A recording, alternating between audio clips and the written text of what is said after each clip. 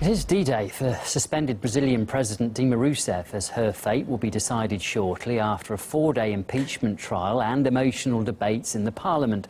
All 81 senators wanted to have their say on whether to remove the president from office for allegations of financial corruption. The decision was expected to be announced on Tuesday, but the judge then allowed an extra day of voting, which is expected to conclude today at 2 p.m. GMT. Local media have reported, though, that the majority have already said no to Rousseff's future as leader.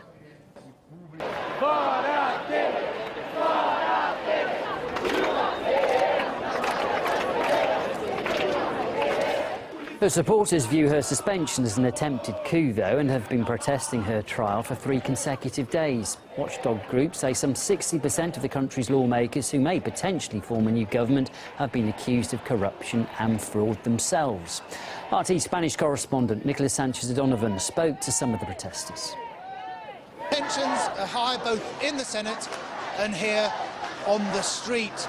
Late Monday night, we saw clashes between police and pro-Dilma supporters, police in riot gear, using tear gas and sound bombs against some protesters that lit fire into some trash cans and created some chaos here in Sao Paulo. We've seen a heavy police presence today, anticipating similar protests if the vote goes against Dilma Rousseff. People here are very frustrated. They heard Dilma say that they couldn't expect silence from her, and that's echoed in her supporters, and they're here to protest and to show their frustration with Michel Temer and the interim government. Let's take a listen.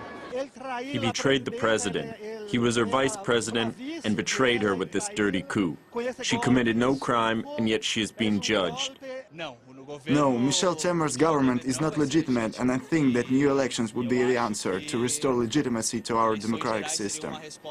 While frustration grows on the streets, in the Senate, the numbers are clearly turning against Dilma Rousseff. The latest suggestions point out that 60 senators would vote in favor of impeachment. If that happens, Dilma Rousseff will permanently be removed from power, and people here are asking for new elections in that scenario because they consider that Michel Temer's interim government has no legitimacy because nobody here in Brazil has voted for him.